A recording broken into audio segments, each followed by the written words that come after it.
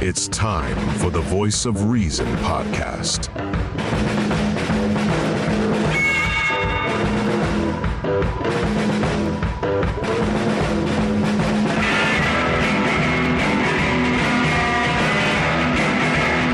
Here are your hosts, Sean Phillips, Andy Van Beber, and Travis Kirkendall. And ladies and gentlemen, thank you all so much for joining us. This is the Voice of Reason podcast, as always. My name is Sean Phillips, joined alongside my co-host, Mr. Andy Van Beber. V, how are we doing? Fantastic. Good to be back. Thank you all for being so patient with us. Life has been busy. Life has been good. Extremely. So we are back. Yes, indeed. So yeah, I'm definitely glad to be back. Definitely glad to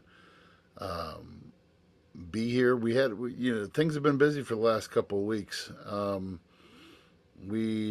thank you, Sean, for being so gracious and everything for allowing me to take a break. Last week, I had two track meets. This month has been crazy with track meets. We had two last week, and then I think I texted you, messaged you. I think it was Wednesday night. I don't know if I can hear you or not, but we'll fix it later. But it was Wednesday night.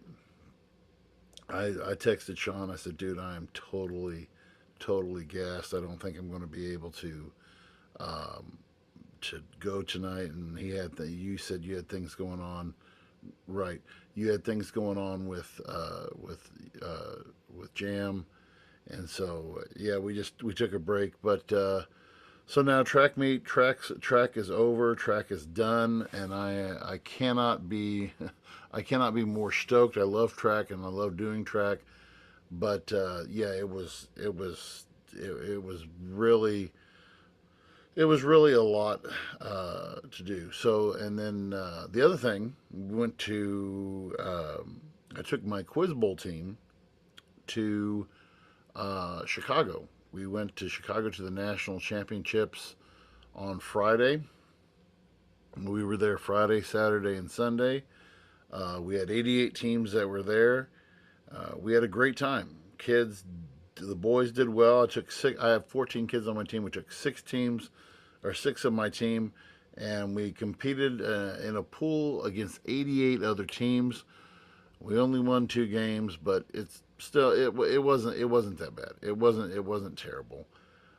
So we did that, but it was kind of interesting because you have these 6 kids from Pike County and who had never really, I think 3 or 4 of them had never been to the city before, and so they were in for a lot of shock. I think the first shock was we went to one of our rooms where we were competing in, and it was like the 3rd or 4th game, and we went in.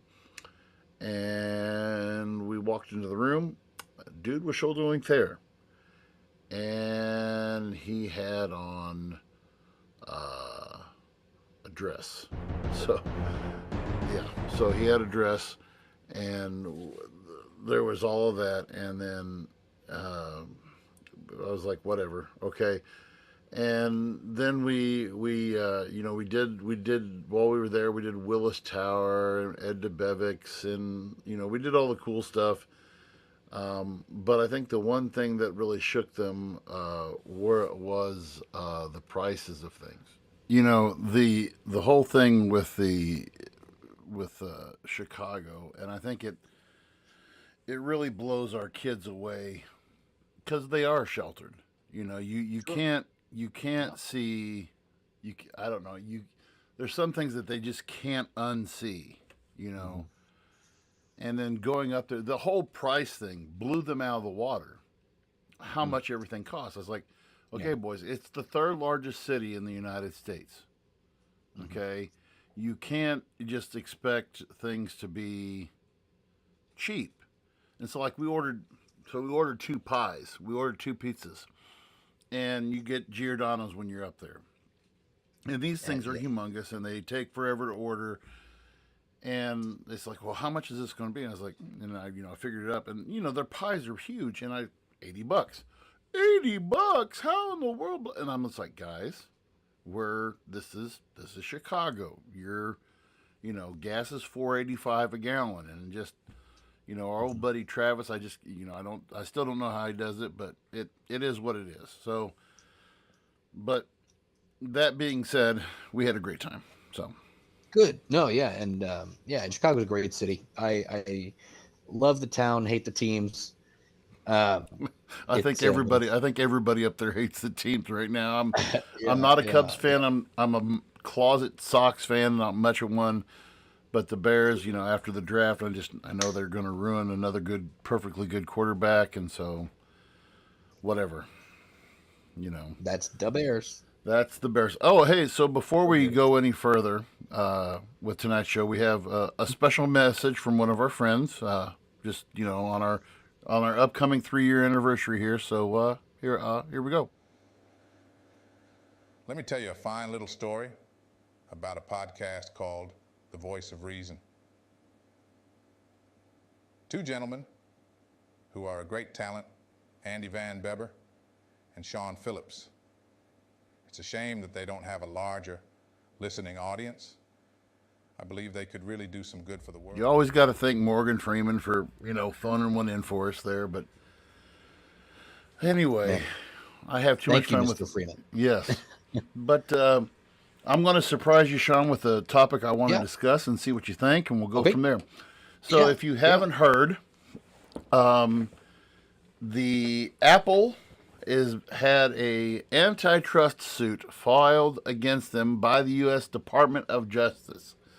The U.S. Department of Justice alleges, and I'll read this straight from TheVerge.com, the DOJ alleges that Apple blocks super apps, suppresses mobile cloud streaming services, blocks cross-platform messaging apps, limits third-party digital wallets, and even limits how well third-party smartwatches work on its platform. This is the third time that the DOJ has sued Apple for antitrust violations in the past 14 years. And this is Deputy Attorney General Lisa Monaco said Apple's efforts smothered an entire industry. A response to the lawsuit from Apple spokesperson Fred Sands says the lawsuit threatens who we are and the principles that set Apple products apart in a fiercely competitive market. So a lot of what this is about, and it was I this caught my attention a couple weeks ago. I subscribed to a bunch of things on Snapchat's pretty much my main source of. I get these little blogs and blurbs from different reporters, and this guy who used to be on, I can't think of his name right now, but this guy who used to be on CNN, I can't think of his name right now, but he's went off and done his own thing. It's called Good Luck America. If you have Snapchat, I would recommend. This guy does a new story every Monday, Wednesday, Friday, and so I caught on to this, and a lot of it was, one of the main things is, and dead serious about this, about how even when you're messaging with someone on Apple, between an Apple and an Android product, okay, you know this, Sean. If you're texting somebody and they're on an Android product, what color is the screen when they message in? Green. It's green. Green. Okay, and then the blue, and so it's like, it's trying to say, oh, you're substandard or something like that. Then you go into your different watches, and there are hundreds of different types of digital watches that are out there now. Just right out, I mean, of course, Apple Watch. I'm thinking also of Garmin. Garmin's the other really big one. Well, if you have for example, if you have a Garmin watch, you do not have full functionality of everything that's marketed on your Garmin watch with iPhone. Okay. If you try to use a third party like a digital wallet other than Apple Wallet, you have obviously you have Google Wallet, you have Microsoft's whatever their thing is wallet. Okay, those will not work inside of Apple. I'll take that back. Like your Google Wallet will have limited functionality, but you can't just say, okay, I'm at the gas station, I'm going to pop out my phone, right there. Okay. Then, and this has been the other old thing that this has kind of been an older complaint, is that Apple throttle certain streaming services on their Apple products. I've been an Apple user for, probably getting close. As long as I've known you. Yeah, forever. And I've never noticed this. Now, then you have then the other complaint is, like I said earlier, the super apps. So there are certain apps that you cannot get on an Apple product. And Apple, this lawsuit, and that states this, you're limiting, your marketplace and all this other stuff.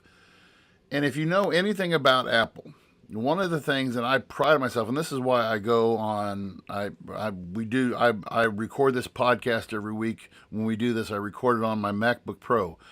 I actually bought my MacBook Pro 2 years ago yesterday. It came up on my story, and this thing is running just as smooth, just as crisp, just as fast as it did when I bought it 2 years ago.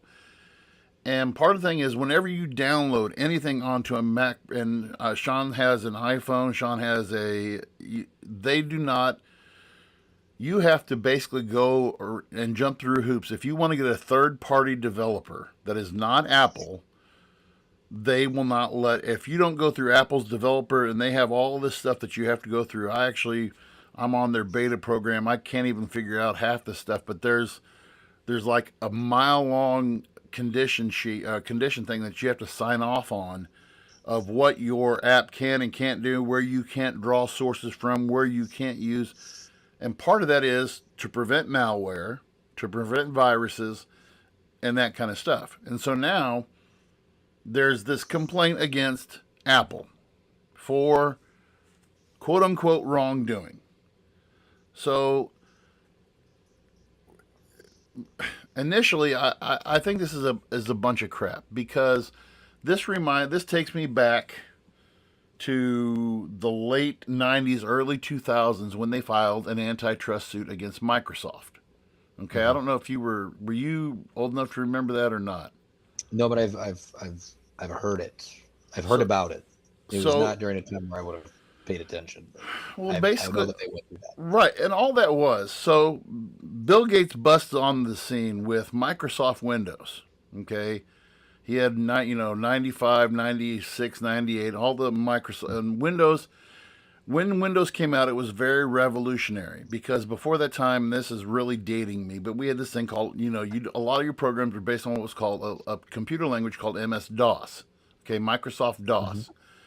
And it was, they were standalone programs, and back in the day when we had the little 3.5-inch disc, you pop into your computer, you ran all your programs through, they were standalone programs. Then Bill Gates develops Windows in a program where you can load all of your programs into this environment. And instead of just sitting there popping discs or CDs in or CD-ROMs in all day, you have it all. You install it on your computer and you run it from your desktop. And then he basically revolutionized the thing with the desktop. So Microsoft then, from that, you had Microsoft Work. Or actually, you had Microsoft Word first. You had all of their spreadsheet programs and all this stuff. And Microsoft started getting so big, and nobody could compete with them. At the time, you had what was called Red Hat Linux, which is now just Linux. You had Sun Microsystems. I'm trying to think of some of the others, but their products were absolute crap. They could not. The functionality was just not there.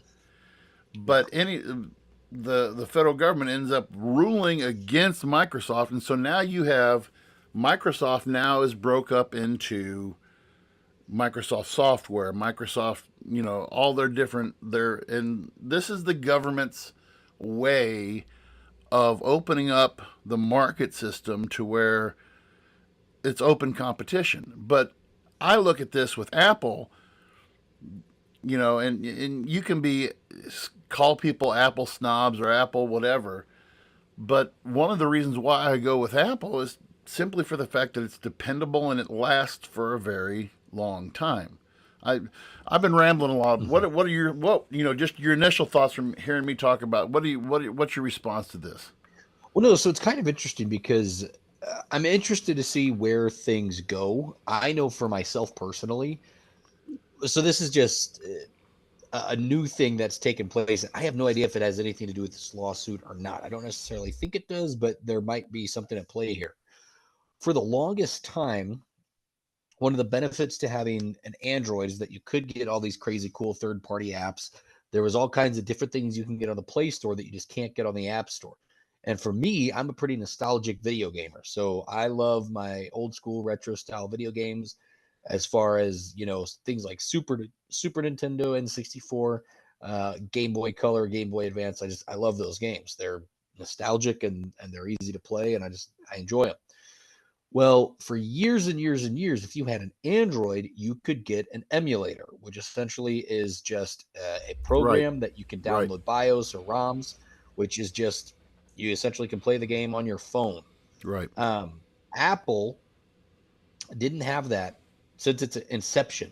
Well, now that has changed. Within like the last couple of weeks, there are now emulator apps, and there was one that got removed within like a week, and then another one filled its place. So I have that one on my phone, and I'm able to play Game Boy games when I'm taking a shit. So it works out all right for everybody.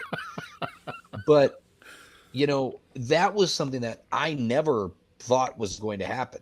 And so the fact that we have it now is very interesting. And I think, like what you said, with this antitrust lawsuit coming into play, I'll be interested to see Apple's takes, because I'm with you. I agree. One of the best parts about about Apple is that you could go out of your way on a MacBook to try to find a way to put a virus on it, and in my experience, it ain't gonna happen. No.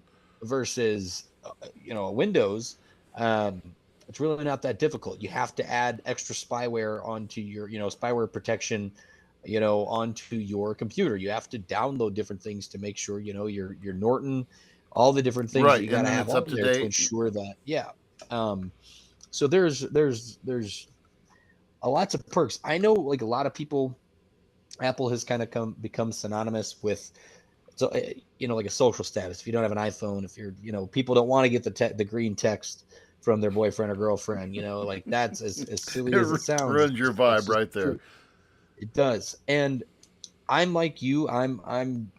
I'm pretty much an Apple guy. I don't have a MacBook. That'll be my next purchase, because I'm the industry standard, for the most part. There are some exceptions, but the industry standard for professional video editing for a lot of companies, it's Mac. Now there are other companies that lean more towards Sony. That's a different conversation for a different day. Right. But in most cases, the industry standard is Mac products. It's just Apple. I do have an iPad. I use an iPhone. I have an Apple Watch. Tony has a MacBook Pro. Do you know what some of this lawsuit actually entails? Are there any details? Well, that's what I want to read. So this is, let me just read the first paragraph. And this sounds like this is the first paragraph of the lawsuit. Okay, this sounds more like an intro to a story. But this is, and you can go and you can read it's an 88-page press release.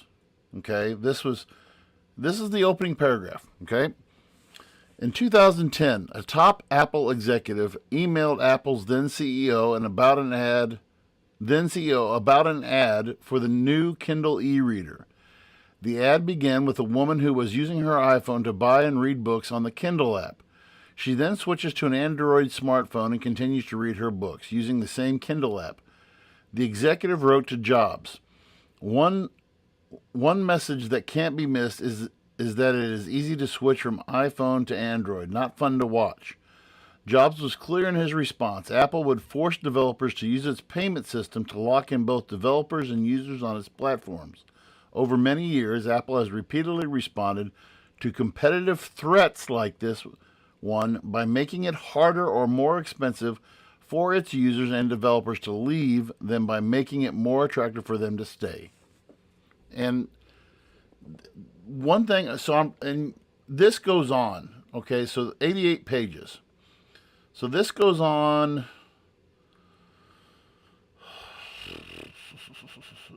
One, two, three, four, five, 7, 8. So I read. I'm trying to go through. I read up until probably once you got to about page 13 or 14, then it started getting into legal jargon. Okay, but the first 10 pages, 10, 11 pages, sound like a read from like a novel.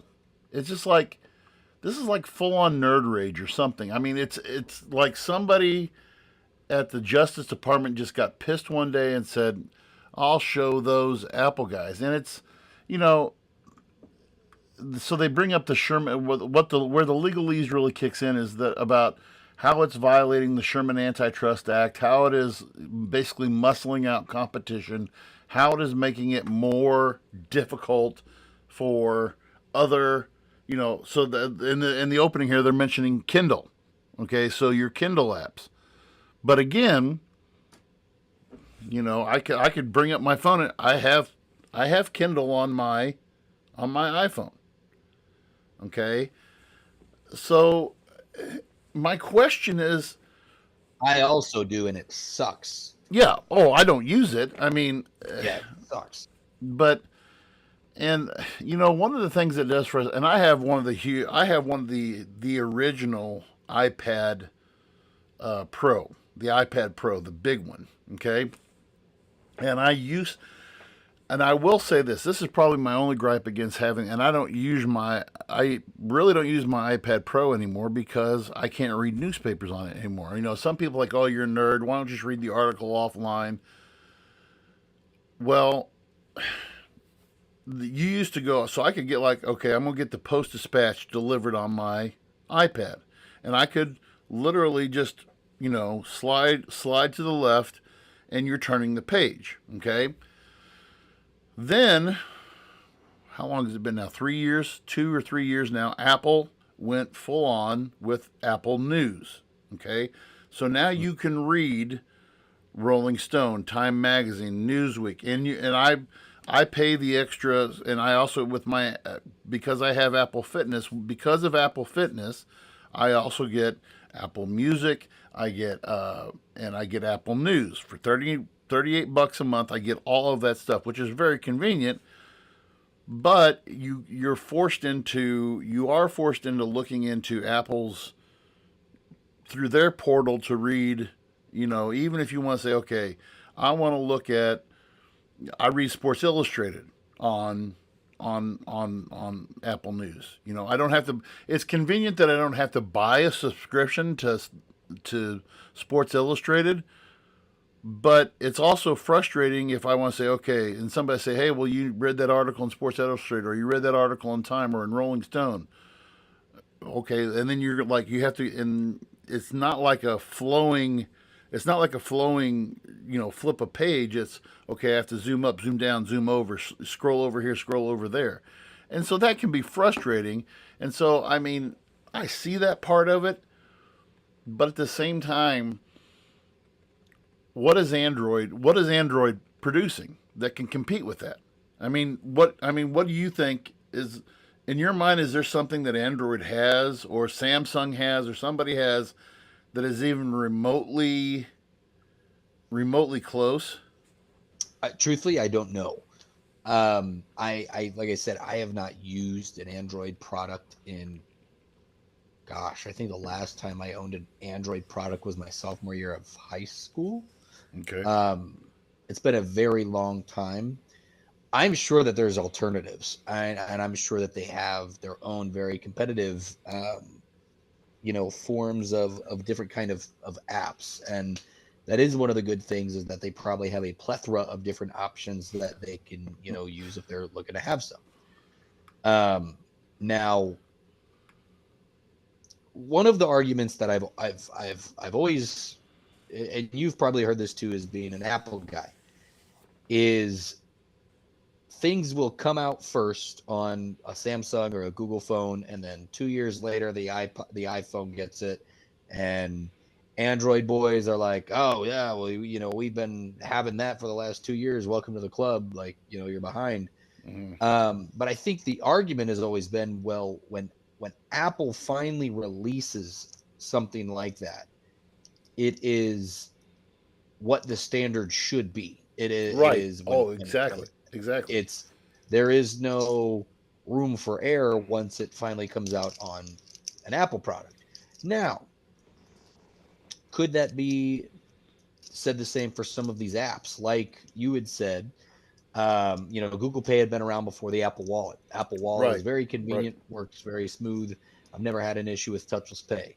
Same thing with I have the news app, and I enjoy it because I'm like you. There's all kinds of different magazines and articles that I like to read that would cost me a small fortune if I individually had to pay for all of them. The interesting one is I am surprised, and maybe I shouldn't be, but there are certain apps that again don't have the same integration. Like I'll use Spotify for example. Spotify is the most popular streaming service in the world. It's not even For close. music. Right. For music. Right. Um, However, on the iPhone, Apple Music has more fluid integration. Now, if you just have the Spotify app and you use it, you're totally fine. Now, if you're an individual that uses your Apple Watch to its fullest capabilities, your Apple Fitness to its fullest capabilities, those things streamline through the products that are built into the phone. And like, is that necessarily uh, you know, is it bad that it doesn't necessarily allow for as nice of seamless integration to other things? Maybe, maybe not. I don't know. Um, I'm an individual that uses an Apple Watch, and I've considered getting things like a Whoop band because I hear that they do better, more accurate readings. However, I've also been told that um, it's harder to navigate they On your phone. using an iPhone Right.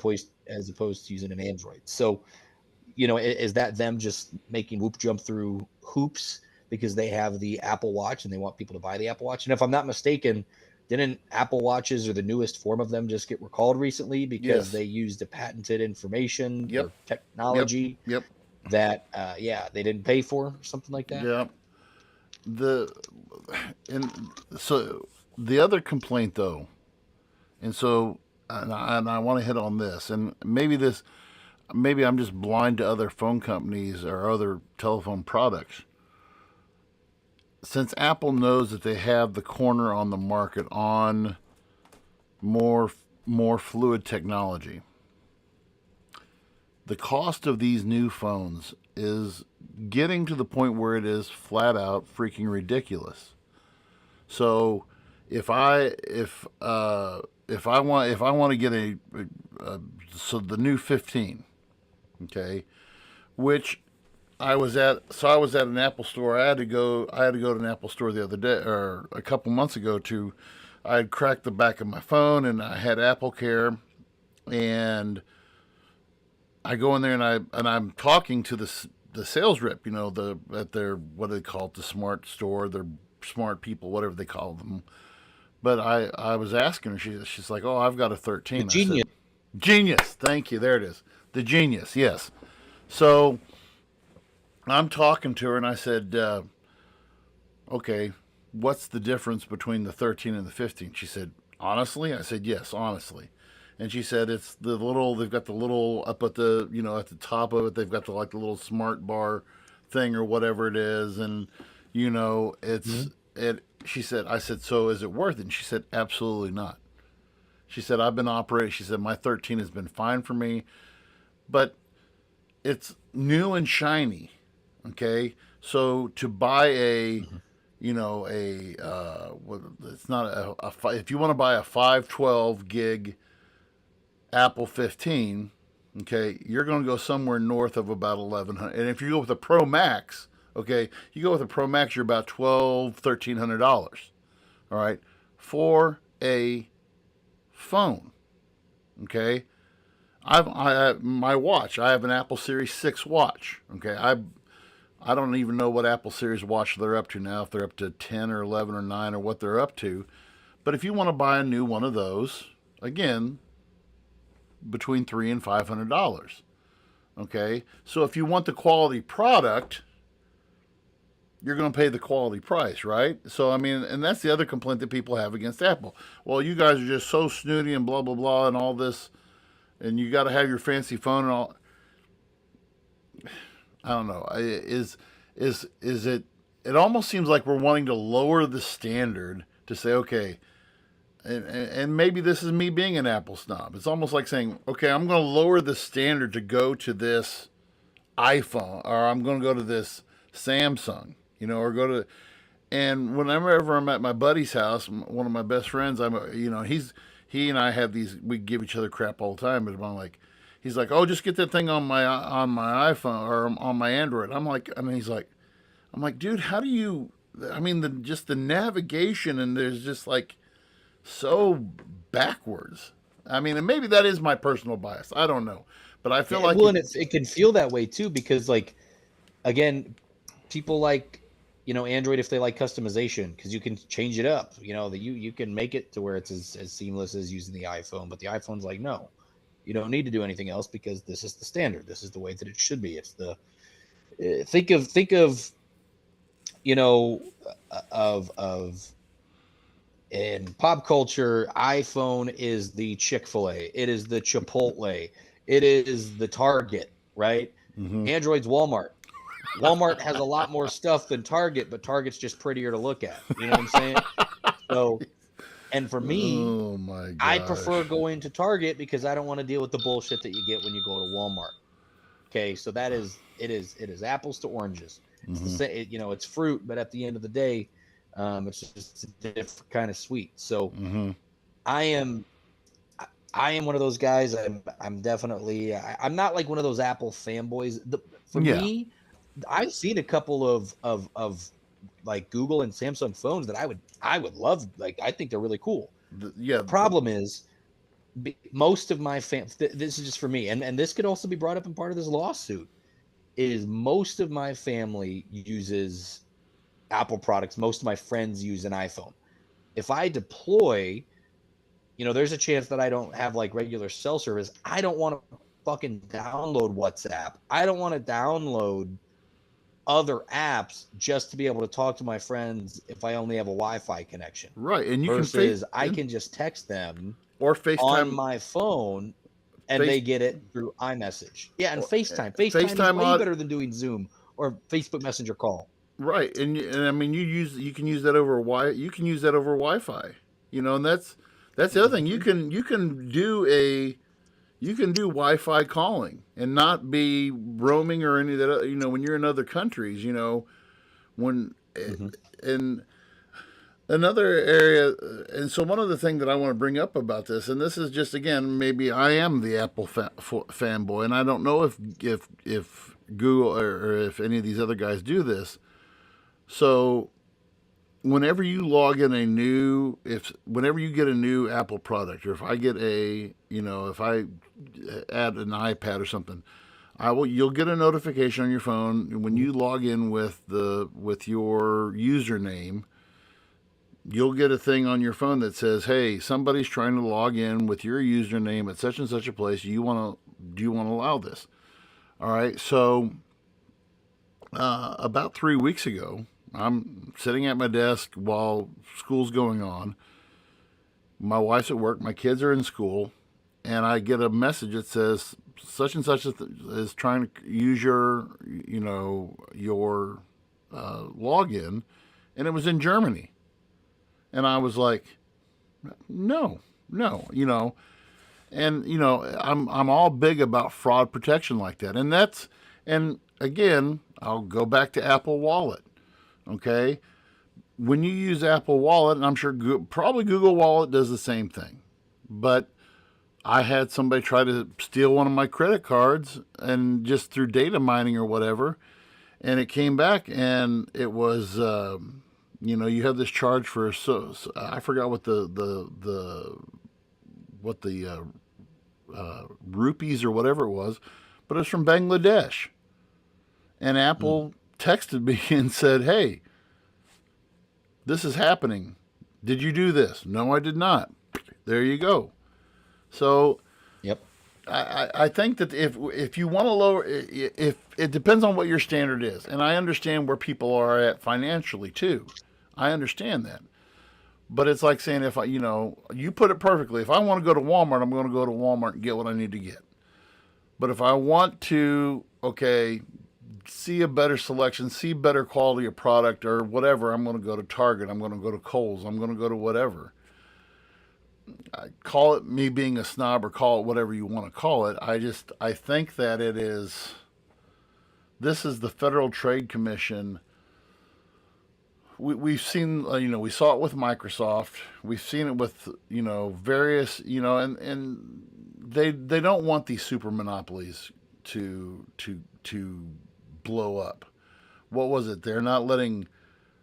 I also saw that the DO or the Federal Trade Commission is not allowing, was it JetBlue and Spirit to merge together or whatever. I'm like, oh, I hadn't seen that. I'm like, why not? Yeah, maybe now you can bring something bigger than your wallet on the plane and not have it as checked baggage. So I mean, amen. But hey, I'm military, so mine always fly free. So I'm Team Spirit for life. Well, you told me that. That's for another show, another day. But I'm like, holy crap! Some of the things you talk about with that. But anyway, no, that was just my rant. That's my rant on. No, that was it was a great topic. I actually enjoyed it, and I'm actually going to have to go through and dig in now. Probably not into all 88 pages. I think you said, or 98 pages. Yeah, it's 88 pages. I'm definitely going to have to. I gave up after page 20. Spark Notes version of it. Yeah, I gave up after page 20 because it's kind of like just sitting there going, I'm. So it is. It's lawyer talk too. So yeah, it's not that it's going to be a fun read, but no. Again, it was great to be back. You guys will definitely be able to catch us again next week. To our friends, our listeners, please make sure keep watching us, liking us, hating us, commenting, follow us on TikTok. We are so close to our goal to be able to go live to stream on there as well, which would be huge for us. So before they take it away, help us out. Let us get on there so then that way we can continue to build the audience. But again, to all of our avid listeners, thank you so much, V. Great talking to you. Can't wait to do it again next week. See you guys. Thank you for listening to the Voice of Reason podcast. Be sure to check out our other content on Facebook, YouTube,